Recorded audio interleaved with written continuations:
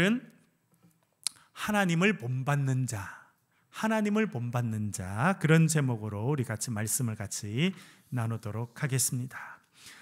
먼저 우리 에베소서 5장 1절과 2절 말씀을 같이 한번 읽어보겠습니다. 화면을 보시면서, 프린트물 보시면서 같이 한번 읽겠습니다. 시작. 그러므로 사랑을 받은 자녀같이 너희는 하나님을 본받는 자가 되고 그리스도께서 너희도 사랑 가운데서 행하라. 그는 우리를 위하여 자신을 버리사 향기로운 제물과 희생 제물로 하나님께 드리셨느니라. 아멘. 여러분, 하나 여쭙겠습니다. 여러분 사랑을 받고 계십니까? 누구의 사랑을 받고 계십니까? 우리는요, 하나님의 사랑을 받고 있습니다. 목사님, 저는 모르겠는데요, 못 느끼겠는데요, 하나님 저를 사랑하시는지, 하나님께서 사랑하시는지, 제가 그 사랑을 받고 있는지 모르겠습니다 하는 분 있으세요? 하나님께서 여러분을 사랑하시고 여러분이 하나님의 사랑을 오늘도 경험하고 있는 증거가 무엇인지 아십니까? 여러분들이 이 시간 이 자리에 와 있다는 거예요. 하나님의 엄청난 보호와 사랑하심 가운데 살고 있기 때문에 우리가 지금 이 자리 이곳에서 예배하고 오늘 온라인으로 하나님을 찬양하고 주의 말씀을 듣게 된 줄로 믿습니다. 지난번에도 말씀드렸습니다만 고구마 전도왕이라고 불렸던 분이 계셨습니다. 그분이 하루는 주일날 아침에 다 챙겨서 교회 가야 되는데, 그분은 사업해서 돈을 잘 벌고 아내는 열심히 교회 가서 기도하고, 그래서 교회 가야 되는데 주일날 교회 가는 척하고 돌아가지고 놀러 갔다는 거예요. 그러다가 도로에서 어떤 차가 정면으로 와서 자기 차를 받았다는 거예요. 그래서 끔찍한 사고를 당하게 되었고, 그래서 자기 아내는 교회 가자고 하고 자기도 교회 가는 척하고 하다가 돌아서 가다가 정면 충돌하는 사고를 겪었다는 겁니다. 치료의 과정이 지나고 자기가 신앙이 생기게 되고, 그 다음에는 자기가 운전하게 되니까 감사하는 일이 너무 많더라는 거예요. 그 뭐가 그렇게 감사하냐 그랬더니 차가 자기한테 들이받지 않고 옆을 지나가는 게 너무 감사하더라고요. 여러분, 저도 오늘 운전했습니다. 운전하신 분은 많죠. 그거 가지고 감사하신 분은 계신가요? 없죠. 근데 자기가 그 일을 경험해 보니까 엄청난 사고, 상상하지도 못했던 일이 자기의 삶에 일어나고 보니까 반대편 차선에 있던 차가 옆을 그냥 쌩쌩 잘 지나가는 게 그게 감사한 일이고 좋은 일이고, 그게 하나님의 보호하심이고 하나님의 인도하심이더라는 거예요. 잃어보니까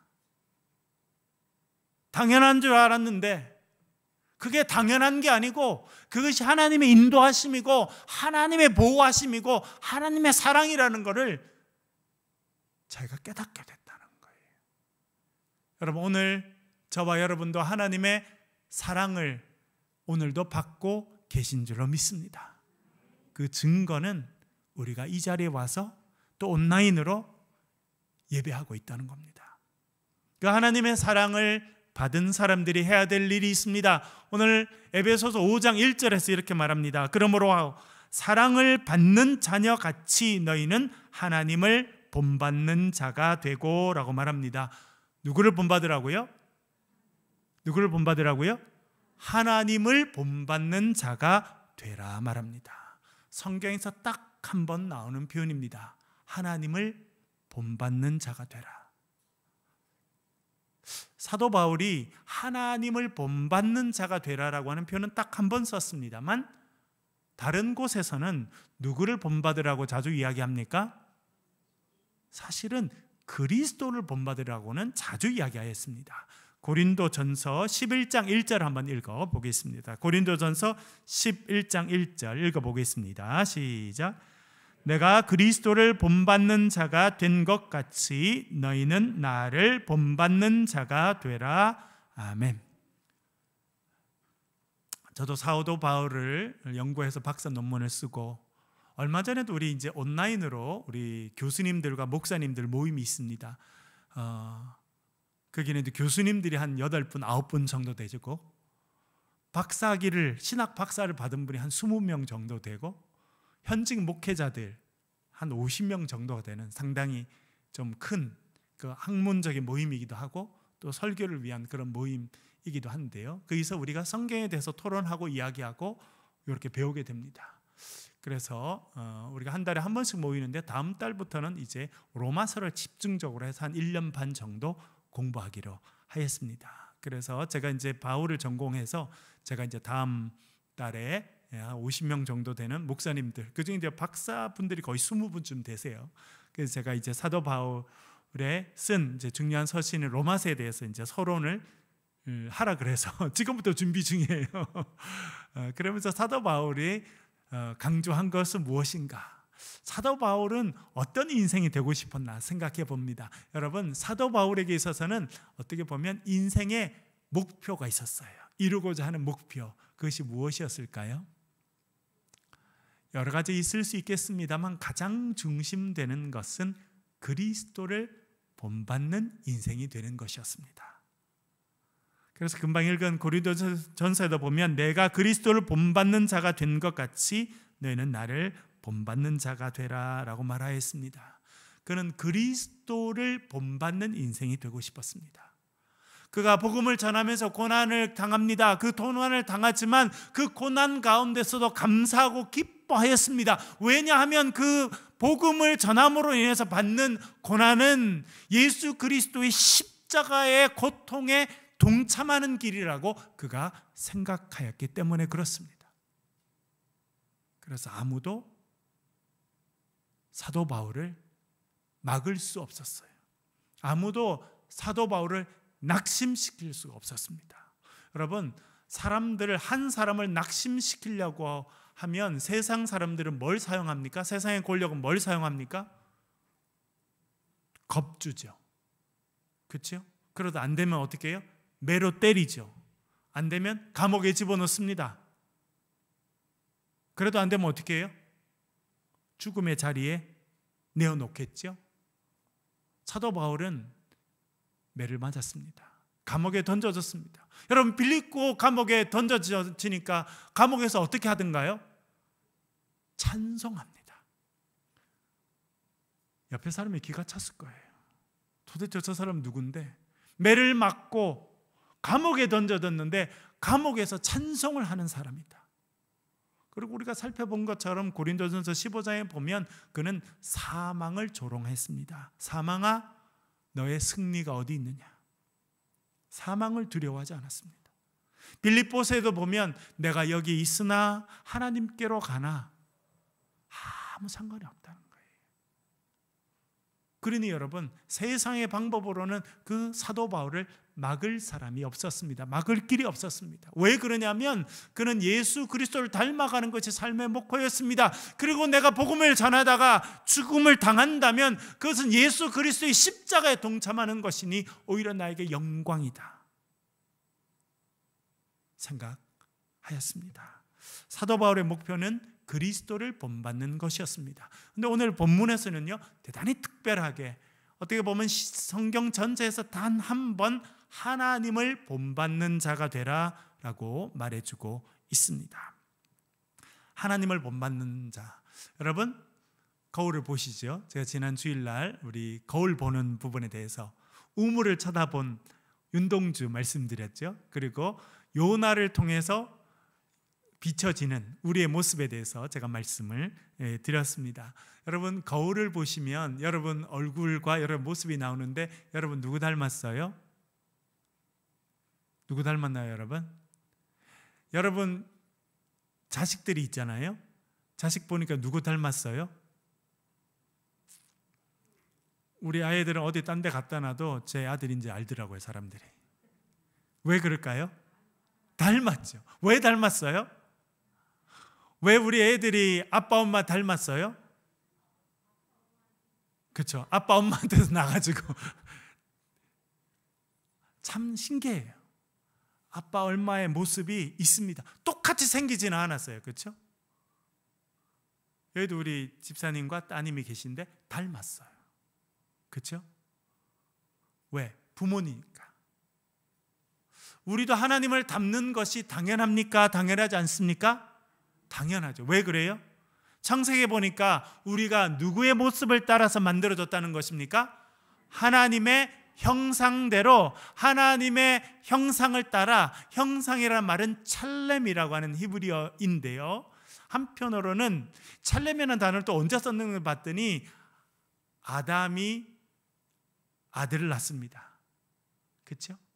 그랬더니 그 아들 셋이 아버지를 닮았다라고 할 때 똑같은 단어를 쓰고 있더라고요. 그러니까 우리가 하나님의 형상으로 만들어졌다고 하는 것은 하나님을 닮았다는 거예요. 그리고 하늘 아버지를 닮는 것은 어떻게 보면 당연한 일이죠. 그렇죠? 왜냐하면 하늘 아버지께서 우리의 정말 아버지시고 하늘 아버지시니까. 여러분, 부모님은요, 자식이 나를 닮으면 좋아할까요? 닮지 않으면 좋아할까요? 네? 어떤 사람은 발가락이 닮았다고 좋아한대잖아요. 얼굴을 안 닮았는데 발가락이라도 닮았네? 그거 보면 자기 자식인데 자기가 어디를 자기를 닮았나 얼마나 열심히 찾았으면 발가락이 닮았다고 생각했습니까? 아니, 여러분, 자식 보면서 얘 발가락 내 발가락 똑같네, 그런 사람 있어요? 여러분, 사도 바울은 우리에게 말합니다. 하나님을 닮은 사람, 하나님을 본받는 자가 되라 말씀하고 있습니다. 그것은 무엇이냐면 우리의 가운데, 우리 심령 가운데 하나님의 모습이 심겨져 있어요. 하나님의 형상이 심겨져 있습니다. 죄로 인해서 그것이 심각하게 훼손되고 오염되었음에도 불구하고 하나님의 모습이 우리 가운데 있다는 것입니다. 우리가 예수 그리스도 안에서 구원받은 자가 됐다고 하는 것은 무엇이냐면 그 훼손되고 무너진 하나님의 모습이 회복된다라고 하는 것을 의미하는 것입니다. 여러분, 시간이 지나고 신앙의 경륜이 더 깊어질수록 여러분의 삶이, 여러분의 심령이 하나님을 닮아가실 수 있기를 간절히 바랍니다. 그것이 하나님을 닮아간다라고 하는 것의 의미입니다.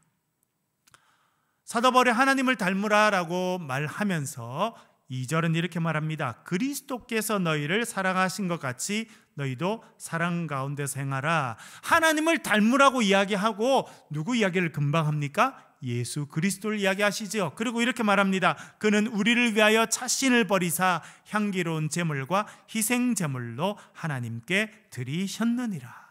사도 바울이 이렇게 딱 써놓지 않았지만 하나님을 가장 많이 닮은 분, 본받은 분이 있습니다. 그분이 누구라는 겁니까? 하나님의 아들 예수 그리스도시라는 거예요. 그런 의미에서 사도 바울이 오늘 읽은 본문에서 하나님을 닮으시오 라고 말하는 것과 고린도전서 11장 1절에서 그리스도를 본받으라라고 하는 이야기는 어떻게 보면 같은 이야기고 같이 맥을 하는 이야기라 그렇게 말할 수 있겠습니다. 우리가 예수 그리스도를 닮으면 예수 그리스도께서 하나님을 닮으셨기 때문에 우리가 하나님을 닮는 것입니다. 조금 더 가면요, 예수님께서 하나님을 닮으셨죠. 예수님을 가장 많이 닮으려고 노력했던 사람이 있었습니다. 그 사람이 누구입니까? 사도 바울이죠. 그래서 사도 바울은 교인들에게 너희들은 나를 본받는 자가 되라 라고 이야기하였던 것입니다. 그러면 예수님은 어떻게 하셨기 때문에 하나님을 본받는 분이다 그렇게 이야기할 수 있었겠습니까? 오늘 읽은 본문에 보면 우리를 위하여 자신을 버리사 향기로운 제물과 희생 제물로 하나님께 드려지셨기 때문이라는 겁니다. 우리를 위해서 당신 자신을 하나님 앞에 예물로 드리시고 제물이 되신 분, 그분을 닮으라 그렇게 말해주고 있습니다. 이 부분은 특별히 히브리서 9장에서 강조되고 있는데요, 9장 26절 같이 한번 읽어보겠습니다. 히브리서 9장 26절 읽겠습니다. 시작. 그리하면 그가 세상을 창조한 때부터 이제 자기를 단번에 제물로 드려 죄를 없이 하시려고 세상 끝에 나타나셨느니라. 아멘. 히브리서는 특별히 예수 그리스도를 우리의 죄를 위한 대제사장이라고 표현해 주고 있습니다. 대제사장이신 예수 그리스도는 결국 어떤 일을 하셨느냐? 자기를 단번에 제물로 드리셨다는 것입니다. 예수님께서 친히 제물이 되어 주셨고, 우리가 죽어야 되고 우리가 피를 흘려야 되는데 예수님께서 그 일을 대신 감당해 주셨다고 말합니다. 예수님께서 십자가에 매달리심으로 거룩한 제물이 되어 주셨다 말해주고 있습니다. 그 결과 우리는 죄의 권세로부터 자유롭게 되었다, 그렇게 말해주고 있습니다. 또한 히브리서 10장 10절을 제가 읽어볼게요. 예수 그리스도의 몸을 단번에 들이심으로 말미암아 우리가 거룩함을 얻었노라. 예수님께서 십자가 위에서 당신의 몸을 제물로 단번에 들이셨습니다. 그래서 우리가 죄 씻음을 받았습니다. 그것이 거룩하게 된 것이다, 그렇게 말해주고 있습니다. 아까 제가 말씀드렸죠. 사도 바울은요, 복음을 전하면서 겪는 고난을 거부하지 않았습니다. 물론 얼마나 힘들었겠습니까? 여러분, 인간적인 고통은 있었습니다. 그래서 그도 그걸 기뻐하지는 않았어요. 그리고 옆에 있는 사람들이 특별히 사도 바울이 고난 당하는 것을 힘들고 어려워하면서 그를 피신시키고 딴 데 보내고 그렇게도 여러 번 하였습니다. 그러나 사도 바울은 그가 복음을 위해서 고난을 받아야 한다면 그는 당당히 받았습니다. 왜냐하면 그것이 예수 그리스도의 십자가의 고난에 동참하는 길이고 자기가 하나님께 제물로 드려지는 길이라고 생각했기 때문에 그렇습니다. 그러니까 예수님께 십자가에서 하나님께 드려진 제물이 되셨죠. 자기는 이 땅에서 복음을 전하고 하나님의 몸된 교회, 그리스도의 몸인 교회를 위해서 받는 고난을 기쁘게 생각하였습니다. 기쁨으로 받아들였다는 거예요. 왜냐하면 그것이 자신이 제물로 드려지는 길이라고 확신하였기 때문에 그렇습니다. 여러분, 예수 그리스도를 본받으시고 하나님을 본받는 인생으로 살아가실 수 있기를 간절히 바랍니다. 그 다음에는요, 하나님을 닮아가는 길에 대해서 여전히 말하고 있습니다. 하나님을 닮아가는 길이 어떤 길이냐? 5장 3절과 4절 계속 이야기해주고 있는데요. 2절 읽어보겠습니다. 시작.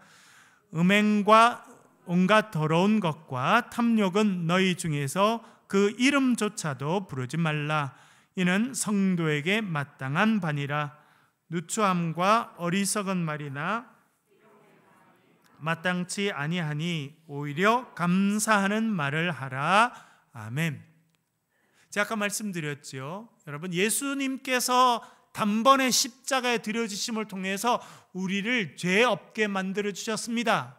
또한 히브리서 10장 10절은 예수님께서 단번에 드려지심으로 우리로 하여금 거룩하게 되게 만들어 주셨다, 그렇게 말해주고 있습니다. 여러분, 그러면 거룩하다는 것은 무엇입니까? 어떤 게 거룩한 거예요? 부정한 것, 더러운 것을 제거하는 겁니다. 그것이 거룩한 것의 첫 번째 방법입니다. 그래서 3절은 이렇게 말합니다. 음행과 온갖 더러운 것과 탐욕은 너희 중에서 그 이름조차도 부르지 말라. 무슨 말입니까? 그런 거는요, 입에도 올리지 말라는 거예요. 왜냐하면 말이 참 중요합니다. 부정적인 말을 계속하면 부정적인 말이 우리의 입에 남게 됩니다. 여러분, 화를 내보셨습니까? 저만 내봤나요? 여러분, 안 내보셨어요? 화 내보셨나요? 화를 내면 낼수록 화가 더 나나요? 한번 화내면 화가 싹 없어지나요? 여러분은 잘 모르겠는데 저는 화를 내보니까 화가 계속 더 나더라고요. 그렇죠? 그래서 제일 좋은 길은 사실은 화를 내지 않는 것이고, 마음에 답답하고 마음이 불같이 끓어도 그것을 입으로 많이 표현하지 않는 것이 더 좋은 것이 아닌가, 그런 생각을 할 때가 참 많이 있습니다. 이렇게 말합니다. 음행과 온갖 더러운 것과 탐욕은 너희 중에서 그 이름조차도 부르지 말라. 이는 성도에게 마땅한 바니라. 여기서 성도라는 단어가 나옵니다. 여러분, 저와 여러분들은 예수 그리스도 안에서 하나님의 자녀된 성도라 말해주고 있습니다. 성도라고 하는 말 어떤 의미입니까? 거룩한 물이라는 뜻이죠. 말 그대로 거룩한 자들. 여러분, 우리가 거룩한 자들입니까?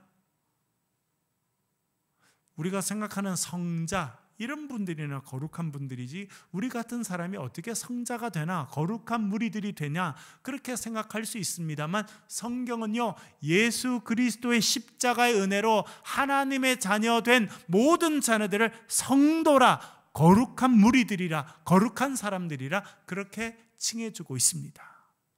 제가 말씀을 준비하면서 왜 성도라고 했을까 생각해 보았어요. 그랬더니 우리가 하나님을 본받는 자로 만들어졌고 하나님을 본받는 인생이 되라는 의미로 우리를 성도라고, 거룩한 자라고 불러주셨구나 생각됩니다. 여러분, 레위기에 보면 하나님은 어떤 분이라고 말씀합니까? 너희는 거룩하라. 나 여호와 너의 하나님이 어떠하시기 때문이다?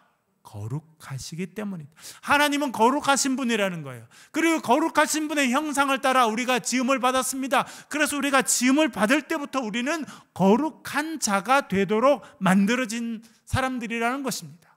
죄로 인해서 우리의 거룩성이 무너지고 하나님의 형상이 부서지고 훼손되었습니다만, 예수 그리스도 안에서 우리가 하나님의 자녀가 되어서 회복해야 될 것이 거룩성이라는 겁니다. 그래서 예수 그리스도 안에서 하나님의 자녀 된 자는 성도라 불러주신 것입니다.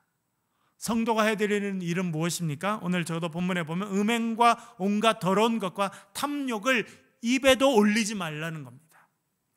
4절도 이렇게 말합니다. 누추함과 어리석은 말이나 희롱의 말이 마땅치 아니하니 오히려 감사하는 말을 하라 말씀하고 있습니다. 4절은요, 특별히 말에 대해서 이야기합니다. 누추한 말이라고 하는 것은 더러운 말입니다. 내가 말을 해서 내가 더러워지고, 혹은 이 말을 꺼내서 상대방이 더러워지고 상대방이 부정하게 되고 상대방이 힘들게 되는 말, 어리석은 말, 지혜 없는 말이죠. 여러분, 지혜 없는 말. 저도 어떤 때는 이 말은 하지 말걸, 안 했으면 더 좋았을 걸 이라고 생각하는 그런 말들도 있습니다. 지나가 보면 그렇죠. 그런 말들이 어리석은 말입니다. 그리고 희롱하는 말, 놀리는 말, 그렇죠? 그런 말들은 마땅하지 않다는 겁니다. 그것은 성도라고 부르심 받은 자들에게 마땅하지 않은 말들이라는 거예요. 더러운 말들, 지혜 없는 말들, 누군가를 놀려서 그들의 마음을 힘들게 하는 그런 말들은 마땅하지 않은 말이라는 것입니다. 그런 말들은 제하고 하나님께서 기뻐하시는 말들을 입술에 담으라는 것인데요, 어떤 말을 하라고 말씀하고 있습니까? 감사하는 말을 하라는 것입니다. 감사하는 말. 아까 말씀드렸죠, 화는 입술로 표현하고 낼수록 더 커집니다. 여러분, 감사는요, 입술로 표현하고 계속 반복적으로 말하면 더 커질까요? 적어질까요? 더 커집니다.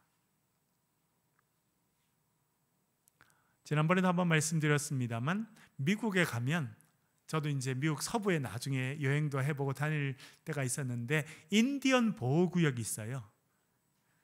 우리는 인디언이라고 말하는데 미국 사람들은 인디언이라고는 말하지 않습니다. 미국에서 인디언이라고 말하면 그 인디언은 인도에서 와서 사는 사람들을 인디언이라고 그래요. 우리가 소위 말하는 미국에 전통적으로 살았던 사람들은 네이티브 아메리칸, 미국 땅에 원래부터 살았던 사람들, 그래서 네이티브 아메리칸이라고 해야 우리가 소위 생각하는 인디언입니다.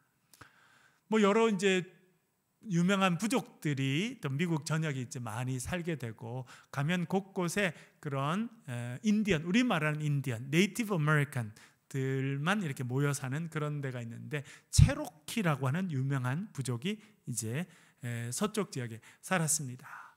유명한 이야기가 있잖아요, 여러분. 하루는 손자가 할아버지, 만나서 인생을 배우는데 할아버지가 이야기합니다. 야, 모든 사람의 마음에는 늑대 두 마리가 있단다. 하나는 선한 늑대가 있고 하나는 악한 늑대가 있고, 그 늑대는 늘 싸운단다.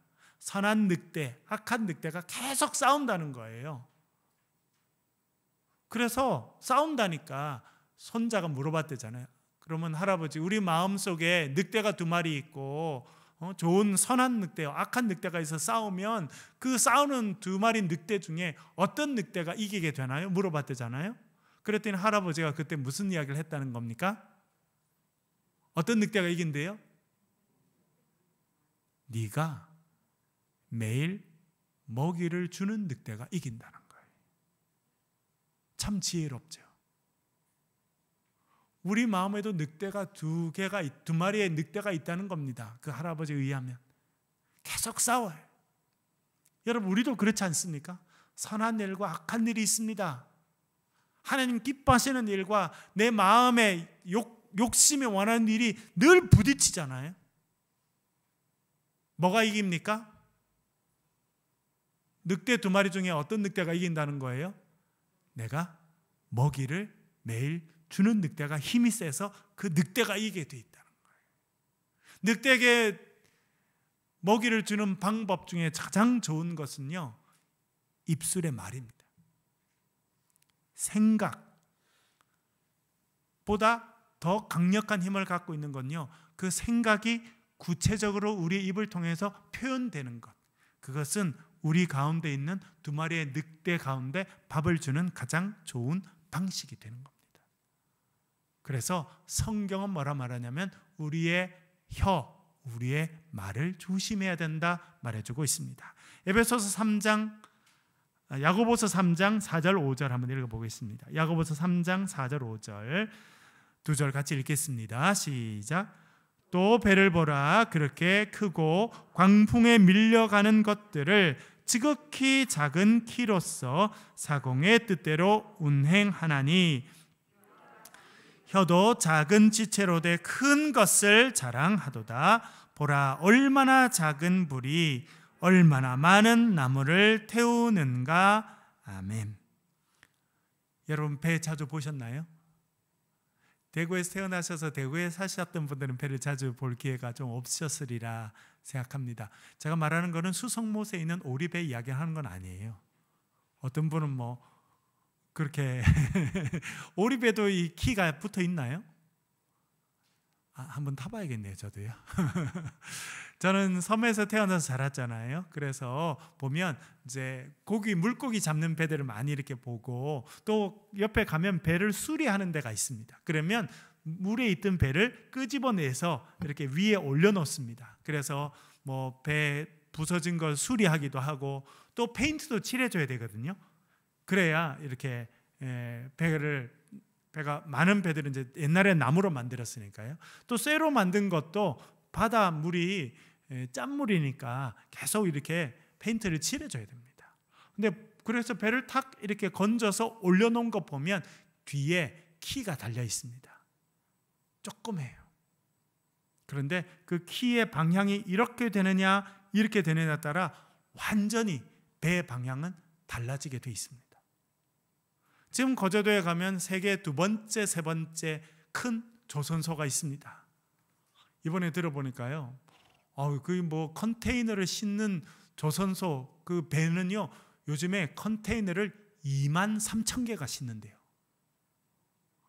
여러분, 컨테이너 하나면 우리 여기 보이는 여기 모든 거를 다 집어넣어도 컨테이너 절반도 안 타리라 생각하는데, 여러분 눈에 보이는 요 모든 걸 다 집어넣어도 컨테이너 절반이 안 탈 겁니다. 하나의 절반이 안 탈 거예요. 그런데 그런 걸 23,000개를 배 하나가 싣고 다닌다는 거예요. 엄청나죠. 뭐 몇십 명이 축구를 해도 될 만큼 넓은 그런 배들을 요즘에는 만들고 있는데, 그 배도요, 키는 딱 하나밖에 없어요. 방향을 움직이는 키는 딱 하나밖에 없다는 겁니다. 그런데 그 키 역할을 하는 게 뭐라는 겁니까? 우리의 혀라는 거예요. 우리의 입술의 혀. 작은 것이지만 이 혀로 인해서 언어가 만들어지고 이 혀로 인해서 우리의 말이 나오게 되는데 그 말은 얼마나 힘이 있는지, 작은 불씨가 산 전체를 태우는 일이 있지 않느냐, 우리의 입술의 말도 그와 같다라고 말해주고 있습니다. 그래서 지혜로운 사람은 혀를 제갈 물리고 지혜로운 말을 하는 사람이다. 성경은 그렇게 우리들에게 알려주고 있습니다. 여러분, 성경이 다시 우리에게 말씀하는 것은 누추한 말, 어리석은 말, 희롱하는 말이 아니라 어떤 말을 하라고 말씀합니까? 감사의 말. 여러분, 감사의 말이 여러분의 아침을 시작하고 하루를 마무리하는 말이 되실 수 있기를 간절히 바랍니다. 시편 50편 23절 이렇게 말씀합니다. 읽어보겠습니다. 시작. 감사로 제사를 드리는 자가 나를 영화롭게 하나니 그의 행위를 옳게 하는 자에게 내가 하나님의 구원을 보이리라. 아멘. 어떤 사람이 하나님을 영화롭게, 하나님께 영광을 돌리는 인생이 된다는 것입니까? 감사로 제사를 드리는 사람. 여러분, 감사로 제사 드리는 제사, 거기는 어떤 제물이 필요하겠습니까? 1년 된 송아지가 필요할까요? 1년 된 암양이 필요할까요? 아니요. 감사의 입술이 필요합니다. 감사의 입술, 감사의 찬양이면 충분하다는 것입니다. 여러분, 아침마다 밤마다 하나님께 감사의 언어로 감사의 제사를 드리심으로 더 큰 감사의 일들이 생겨나는 것을 경험하는 저와 여러분 되시길 주의 이름으로 간절히 축원합니다. 우리 한번 기도하겠습니다. 우리 말씀을 가지고 기도하겠습니다. 우리가 예수 그리스도를 본받고 하나님을 본받는 자가 되게 하시고 우리의 삶의 부정적인 생각들과 부정적인 언어들을 다 제거해 주시고 감사의 말과 감격의 말들이 넘쳐나게 도와주셔서 감사로 제사 드리는 인생이 되게 해달라고 기도해 주시고, 이번 주일날 2주년 우리 예배를 위해서, 이를 위해서 수고하시는 많은 분들, 또 헌신한 분들 위해서 기도해 주시고, 우리 다음 세대 중고등부 예배와 우리 유초등부 예배, 또 영어 성경 공부 은혜가 잘 이루어지도록 여러분 기도해 주시길 바랍니다. 소리를 내서 잠시 동성으로 같이 한번 기도하겠습니다.